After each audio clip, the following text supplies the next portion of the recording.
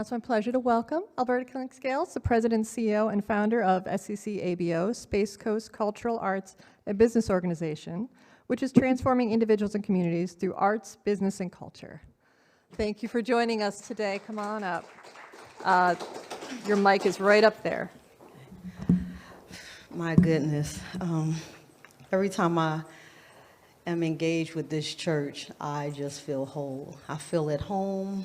This is my third year doing Black History Month presentations with you all, and I'm going to tell you, it is absolutely awesome. It's definitely different than any church that I have visited, and this is the one I feel most at home at. I did want to start with, let me get my phone.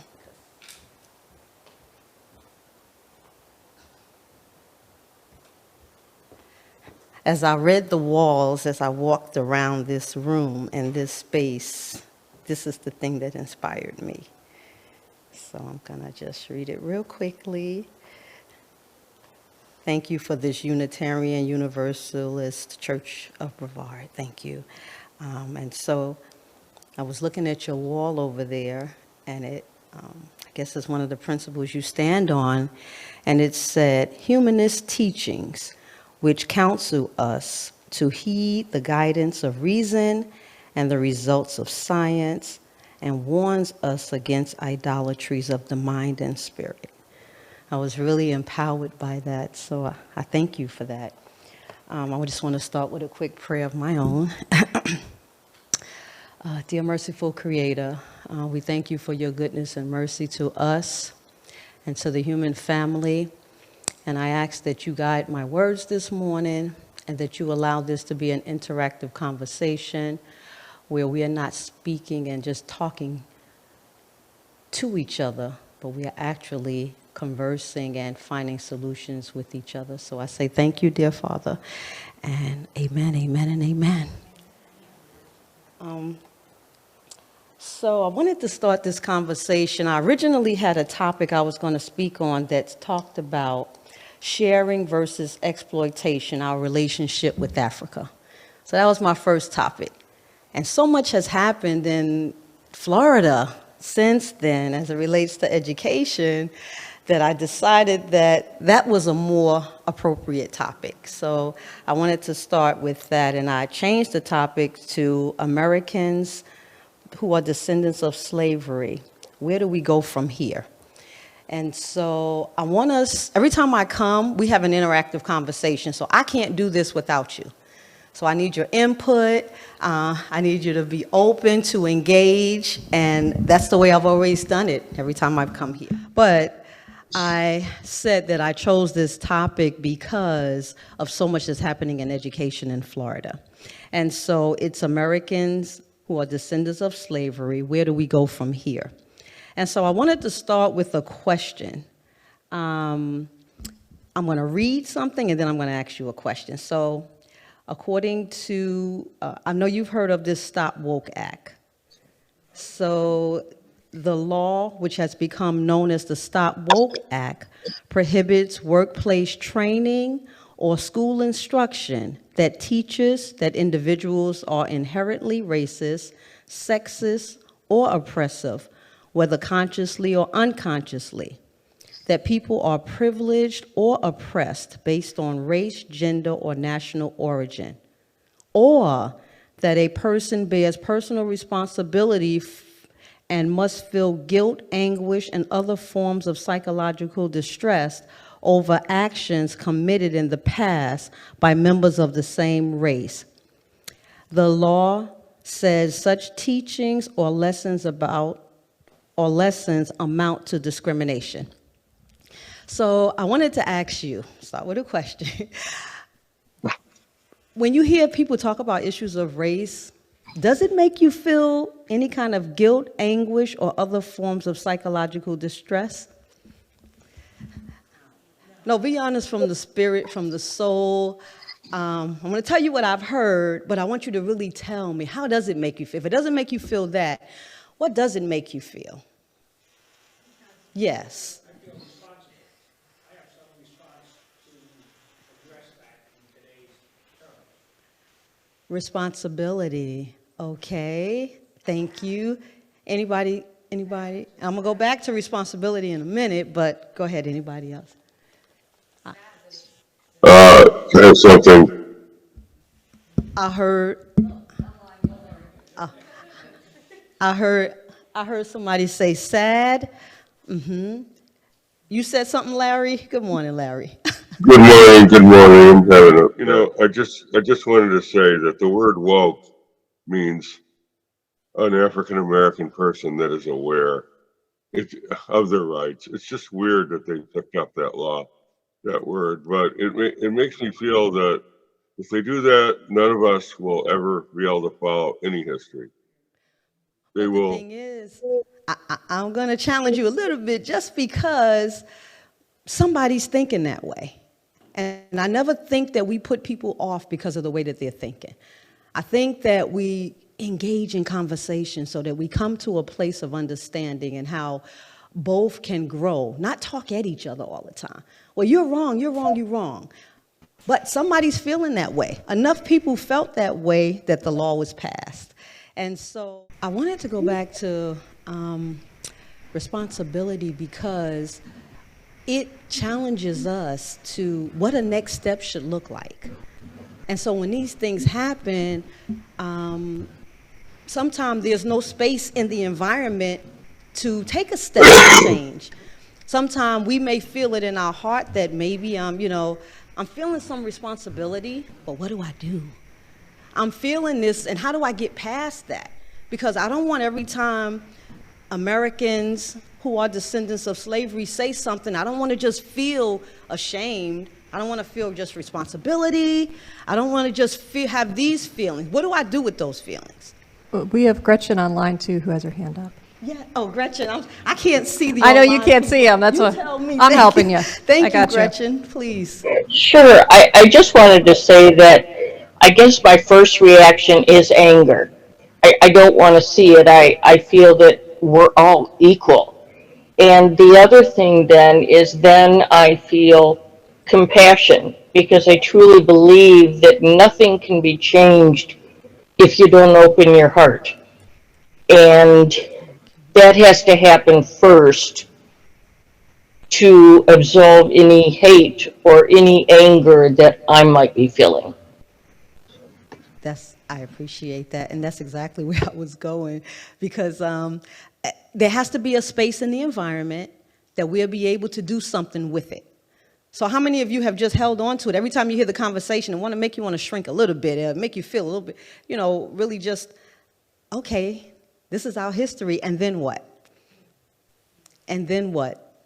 So I'm hoping today that we can kind of look at that first, that people really do feel this way, and they feel like, I didn't do it, so why am I taking responsibility? Why do I have to feel ashamed? And some people, like you said, there is a feeling of shame, there is some distress and maybe some anguished feelings. And so I guess as we go through this conversation, I want to kind of address that and see, first of all, look at the law a little bit more, and then talk a little bit about why this critical race theory, which has been put at the basis of this law, what that means, how it came into existence, and then where do we go from here? Because that's our conversation, where do we go from here?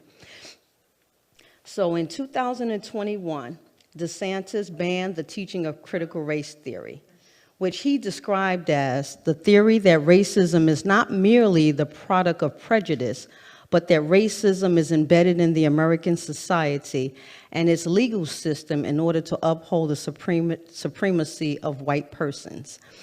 And so he thought everything around critical race theory, if you teach it, it's going to bring about anguish to other people. So whether racism is embedded into the American system caused some attorneys who were civil rights attorneys, it caused Americans who are descendants of slavery, most of them, to start critically looking at race and looking at how it has played out in America. So when you hear critical race theory, what does that, I mean, you can't just say critical race theory, we're not going to teach that in school, because nobody teaches critical race theory in school. You never go to a class and the topic is critical race theory, right? So that's really not the way that what critical race theory is. So we're going to break up that notion that we're teaching critical race theory in school, because there's no way to really do that, because a theory is what? It's an analysis, right? It's looking at things that have happened, and we're looking at coming up with theories around why they happen, and how do we make it, if it's negative impacting the society, then how do we get past it? So I want to just kind of give you an overview of critical race theory. And so critical race theory started in the 1980s. And what it is there was an attorney Derek Bell, who handled many civil rights cases. And then with the civil rights cases and some of the outcomes, he started to question whether it was making an impact in the society at all. So he started looking at and creating these places where people can start to analyze.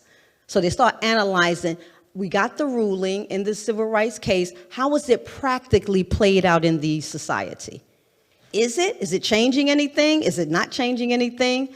So that's how it started in the 1980s. And he drew the conclusion, which is an unsettling conclusion, that racism is so deeply rooted in the makeup of American society that it has been able to reassert itself after each successive wave of reform aimed at eliminating it.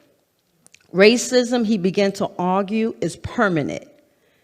His ideas proved foundational to the body of thought in the 1980s that came to be known as critical race theory. Later, Gloria Latin Billings, she's a PhD who graduated from Stanford Graduate School of Education, co-authored a book with William Tate, and they had introduced critical race theory to the field of education in 1985. And they described it in this way: as an interdisciplinary approach that seeks to understand and combat race inequality in the society. So they looked at that and said, okay, we need to have these conversations. We need to figure out, if I feel responsibility, what am I going to do about it? And so I guess the question here is, why was racism, was there inequality in the system? And it was. And so when he said that, when Attorney Bell said that it was embedded in our society and it's always going to be there, you can't get rid of it. So then I said, okay, well, let me just go back and look at some of the laws that were passed and see what has happened over the years. And so, of course, we know slavery, right? The 1619 Project. Some people say slavery began in 1555 because of some circumstances during that time, but we'll go with 1619 Project. And so I went forward past that, and I looked in 1669, the Casual Killing Act of 1669, passed by the Virginia General Assembly, that the Casual Killing Act declared that if a slave died while resisting his master, the master would be deemed not to have acted with malice. The law effectively made it legal for masters to kill their slaves at will in the process of inflicting punishment. So we know in 69 that not only was slavery legal, but the enslaved person had no right. And so if you felt that I needed to die, then you just made the decision, no law, no going to court, no none of that. And you could just kill because I'm resisting. So then I said, okay, so we know about that. So then in the 1800s, 1865 to 1877, after the Civil War, there was a period called Reconstruction. So what was happening during Reconstruction? Blacks were getting into office. They were building businesses and creating these communities. There's a book called Bitter Waters, and it talks about 236 Black American communities that are no longer here today. So the question is, what happened to them? So Reconstruction started in 1865, and then, of course, As Reconstruction started in 1865, you found that you would have codes that will come out of nowhere now, these black codes that would say, okay, you're doing all this reconstructing, building all these cities. Now we're saying that, no, you're not going to be able to do that. This was after the Civil War. These laws restricted blacks and black laborers, and to formalize a racial hierarchy where whites would be over blacks in this space. And so what happened in 1865, so then we knew after that point that there was a lot of killings going on. What do you think happened to the black cities? 236 of them in the United States. What do you think happened to them? Burned. Leaders hung. You had lynching. Anybody else? I just want to mention one. Yes. Yes, sir. Rosewood. Rosewood, a prime example. You had I mean, Rosewoods. Go ahead. Go ahead. It's like a little Tulsa.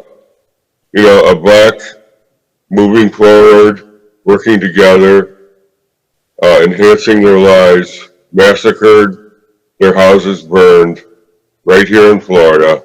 I mean, there's the Moore Center. We all know about that. The teachers blown up. But that was a whole town here, Gainesville, in the 20s, late 20s. Thank you. So you had many Rosewoods, you know, Tulsa, Oklahoma. So it wasn't just homes, it was businesses. And just think about how much time it would take a black person in the 1920s, which is when which is when Tulsa, Oklahoma happened, with Black Wall Street. How much time and effort it took black folks at that time to build businesses? How you get business loans when the laws are against you? So to build that kind of wealth in these rich cities, some people would take the last thing that they had and built that. So that economic wealth, when somebody comes and burns down the whole city, people they die because they're killed by the Klan and these folks who don't want to see blacks elevate. And so they're losing what? Economic wealth. So when you see all these black cities that are so poor, when you see these cities that are, everybody know when you go across the tracks what it look like. You know, you've heard the saying across the tracks, it's dirty, the garbage is all over the place, there's no wealth there. So what do you think would happen with all of those cities that were burned down and all that economic wealth that went with it? And people will have to flee with nothing. How do you start over in an environment with laws, with black codes? How do you start over with laws that look at Jim Crow? You can't do this, you can't do that, you can't have housing, can't have. So when you walk around, I want you now, when you're walking around in these different spaces and you see this kind of poverty, that what DeSantis is saying is that we can't talk about how it got like that. You can't talk about how it got like that. So if you can't talk about how it got like that, how are you going to talk about how to fix it? Isn't that what you said? She said, you know, I'm feeling ashamed because it shouldn't be that way. So responsibility, how do we fix it if we can't talk about it? So the whole thing about this law, Stop Woke, is not because of anger. It is because you don't want us to fix it. Some people do good politically if you can keep the people divided. This is not rocket science. Divide and conquer has always been a strategy. It's not a new strategy. It's an old strategy. So keep us all divided so that we don't come together. That's what Stop Woke is all about. Stay asleep. Stay asleep, yes. So politicians can get elected. Trump used it better than anybody, I think, because he knew if he kept us divided, he can get those who have these feelings, and they may have these feelings for reasons that they understand, because we never get a chance to talk about it. So if we could talk to each other and not at each other, even those who feel that way, maybe we can talk and have a chance where we come to a place of, okay, I feel you should live and I feel I should live, but I don't feel that, you know, I may still have some objections to A, B, and C. But at least we can start talking. So Stop Woke Act is to stop us from talking about it. So we have no responsibility to fix anything. And then politicians go up and they take away the democracy that we say we have right now. So it won't exist if we continue to follow this path. Yes, ma'am, with the red dress. I think we need to look at the book banning along with it too. Correct. Look at some of the books that are being banned, books about Hank Aaron, Jackie Robinson, people of color. What's wrong with reading books about these people? That's why I brought these books here, because I wanted to show you that Black folks, Americans, this is our American history. This is Americans. Even though they're descendants of slavery, they're Americans. And so there are textbooks. Dr. Jawanza Kunjufu, he's a Black PhD. He writes Lessons from History, a Celebration of Blackness. And this is a workbook. It has questions, answers. This is just one textbook. There's a host. I'm going to take time going through all of that. But I'm back on the subject of why when we look at American society that we can say why, and Dr. Bell said that it's ingrained in the system of America and it cannot be eradicated. This is why he said it. Because I started in 1619, I'm already at 1871, and what do we see in 1871? The Ku Klux Klan Act. So what does that tell you? During Reconstruction, that was 71. Reconstruction was what year? Started after the Civil War, so around 1865. So for 10 years, all that time, you have all these cities being burned, all this Black economic wealth being taken away from families and generational wealth. So don't be surprised when you see these communities that are poor. When Black people say we don't have access to capital. When you hear people talking about reparations, it's because we've lost so much. And anybody with a heart knows we've lost so much, and it didn't have to happen. But it was Tulsa, Oklahoma, the government supplied the planes that bombed that city. So our government is implicit in some of the laws that it came out with. So I'm going to get back on the track. So how do, with the Ku Klux Klan. So in the 1871, there's a Ku Klux Klan Act. So groups like the Ku Klux Klan freely threatened blacks and their white allies, undermining Reconstruction efforts. The Ku Klux Klan Act was the third in its series of laws aimed at eliminating violence and protecting the civil and political rights of freed slaves under the 14th Amendment. So even though these laws were being passed, they weren't being followed. It wasn't practical, enforced. Thank you, enforced. And so, and that's 1871. I'm trying to move quickly. And then we don't need to do that. And then in the 1883s, you had all these civil rights cases. And this is what the Supreme Court, in the civil rights cases, the Supreme Court consolidated 5 cases concerning the Civil Rights Act of 1875, ultimately declaring the law unconstitutional, stating that the national government is powerless to outlaw private acts of discrimination. The court struck down a critical discrimination provision, thereby spurring state laws that codified racial segregation. So this is in 1883. So we're still experiencing this. We're in 1883 from 1865, already 1883, 1890, Jim Crow laws. I mean, how much can a people really take? I mean, you're trying to grow in a society that you believe in.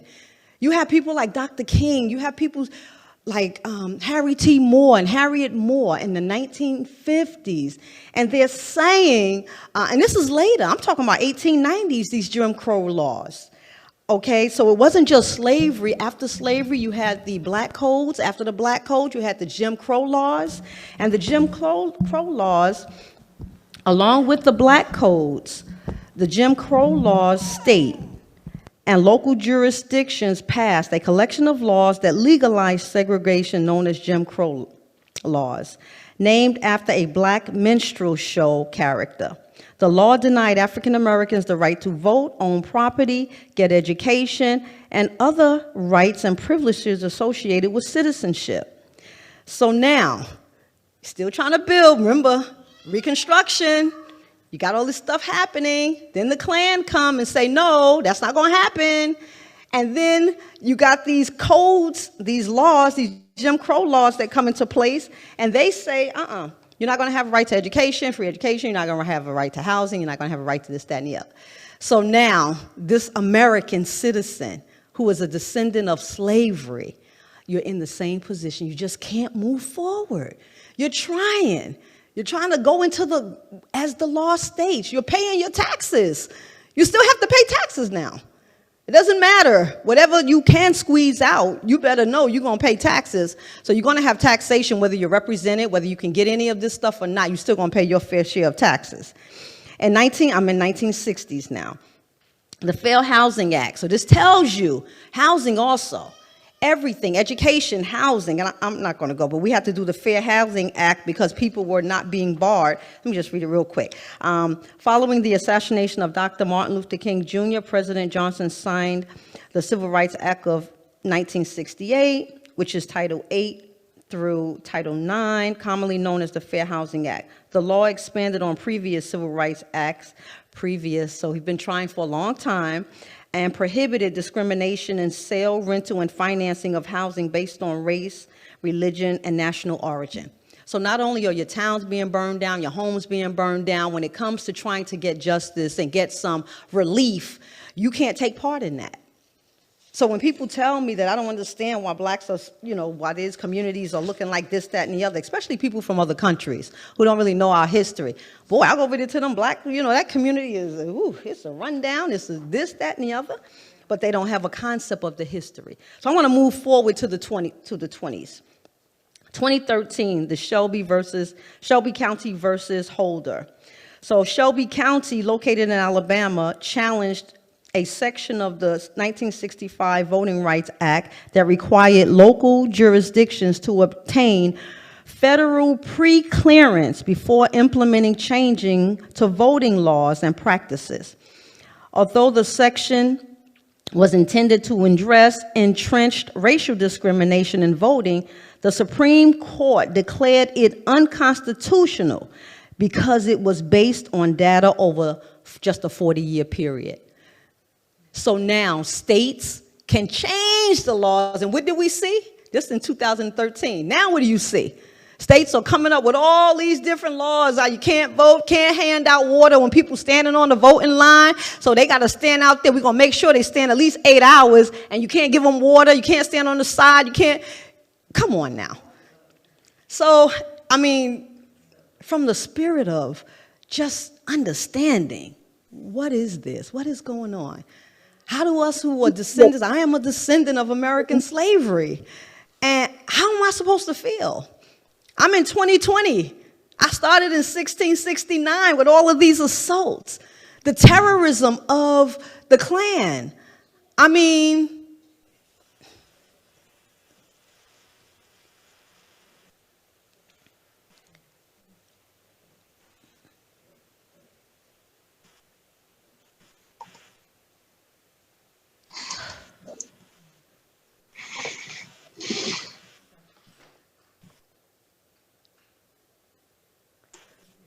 Excuse me.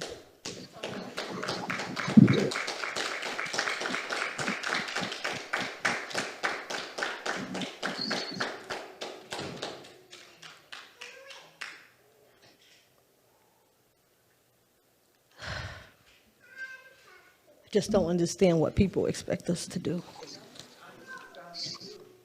Thank you.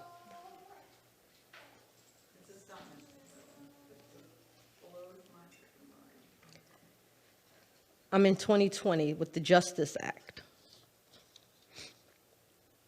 The Justice Act of 2020, the Just and Unifying Solutions to Invigorate Communities Everywhere Act, was introduced by Senator Tim Scott, a Republican senator, in response to police killings of Black Americans. The bill focuses on data collection and incentives for the police department to take reforms. The legislation was opposed by Senate Democrats and widely criticized for failing to reform qualified immunity for police officers and to address police use of force.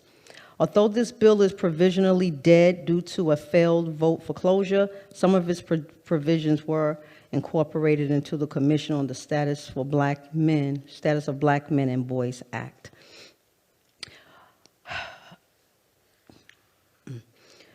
What happens with police killings that is so disturbing to an American who was a descendant of slavery is that when you kill, you don't have to pay responsibility for it.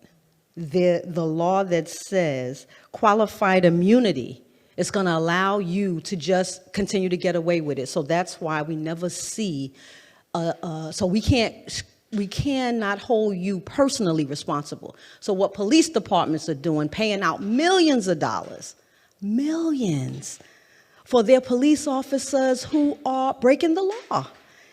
And so this qualified immunity would make people personally responsible. Because if your wealth is at stake, then you might have a better chance of stopping it. But because we can't get qualified immunity for police passed, then of course they pay no personal responsibility. And that's why we still see the rise in it.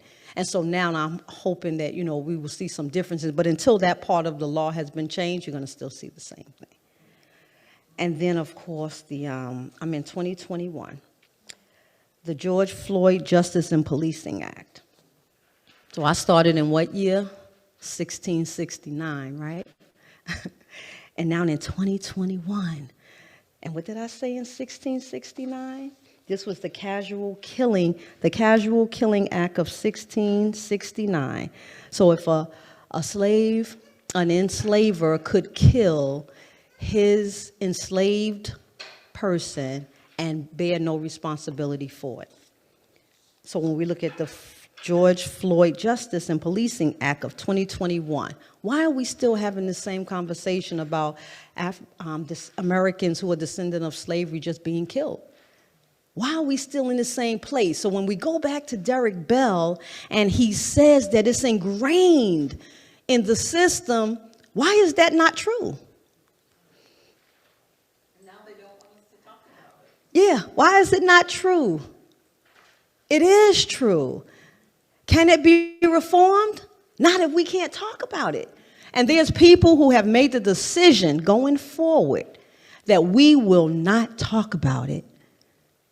That decision has already been made, and they are planning to take it to Washington, D.C. So as DeSantis planned his run for president, where do you think this is going?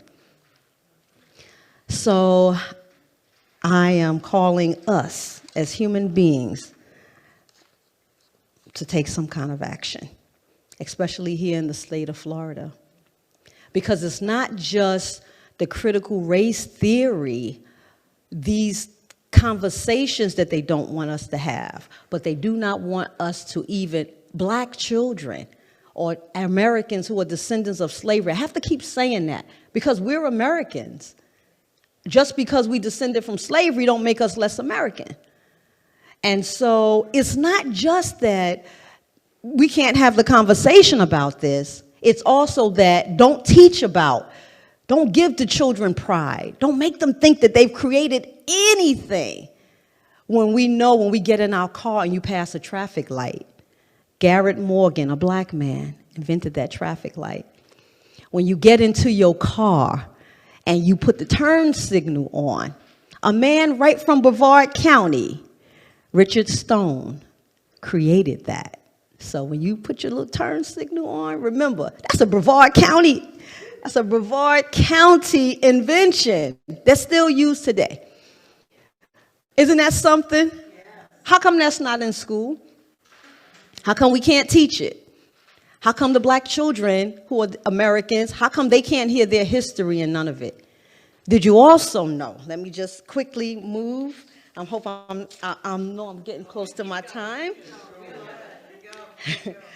Marie Van Britten Brown.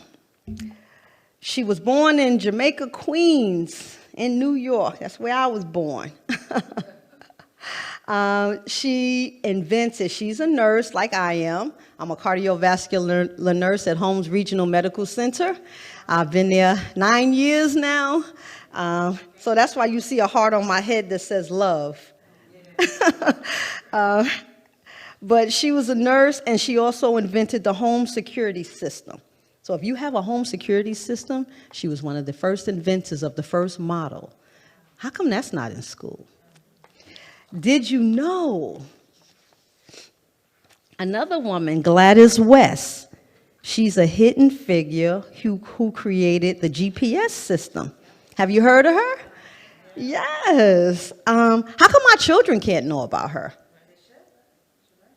I mean, when I'm sitting in science class, I know, I know other people other than white people have invented stuff because I've read Blacks in Science. And I'm like, how come these books are being rejected? And these authors are PhDs. These are not people just Johnny come lately off the street who want to put a book together and say, put it in school. These are PhDs who've studied, who've done research, who put this data together so that we all can learn that all of us have contributed to what America is. So why those books are not there? So you're saying what you want to take out, but not only do we don't want to just focus on what we take out, we want to focus on what we need to put in. So I'm not going to keep you any longer. I just want to say that a call to action. So we've been having conversations, a small group of us, and what I like about this group is that it's diverse. We don't want just Americans who are descendants of slavery standing for this issue. We need everybody who is an American to stand for this issue. Black Americans who are descendants of slavery have been here 500 years. 500! How can we still be having this issue from 1555 until now? And I've already proven to you that it's now. And you all know, we've watched and know. So it's been 500 years. Where are we going? We're Black Americans. Where we go? We're Americans. Where are we going? This is our home too. And so we're saying this history is our history. And we got to face it. A good friend of mine, Josephine Hunter, how did she say it? She said, let's acknowledge it, own it. She said, own it, and let's move forward together. Let's own it together, and we move forward together. We understand it's age-appropriate stuff. I've worked in the Brevard Public School system as a substitute teacher, and I know age-appropriate stuff. So we do have to be conscious of our young people. We do have to be conscious how we have these conversations with them. And so we don't take the approach that we just take everything out. Everything out. We don't even get a chance to have any critical thinking. I substituted in a class for 3 months at Central Middle School, and it was a career class. So I had everybody go home, research their history, and bring stuff back to the class. Anything they wanted to talk about. So some came back talking about marijuana. They thought marijuana use was good, and they wanted to see it legalized. Some came back and talked about cutting. That's when I first heard of cutting. I didn't know anything about children cutting to relieve emotional pain. So we had a big conversation, and then, race came up, and then we debriefed, because, I couldn't let them leave the classroom like that. So it was over about 4 days, because I substituted for that class for like 30 days, because the teacher was out. I stayed in there about 30 days, and so I was doing these kind of topics, and the students was loving it. So they was like, yeah, we need to have a big conversation about race in the auditorium so everybody can come. These are Black and white students. So, of course, they went to their principal and asked her. And then the next day when I came to class, they said, our principal said, no, we can't talk about race. So don't tell me that young people don't want to have this conversation. If you feel anguish, if you feel guilt, ashamed, if you're feeling it, what do you think they're feeling? When they sit next to their classmate who don't look like them, what do you think they're feeling? So it's not just about us that we do this. We do this for future generations that are coming up. If we want to see a better world of love, we cannot not act. This is the time that we really have to act in Florida.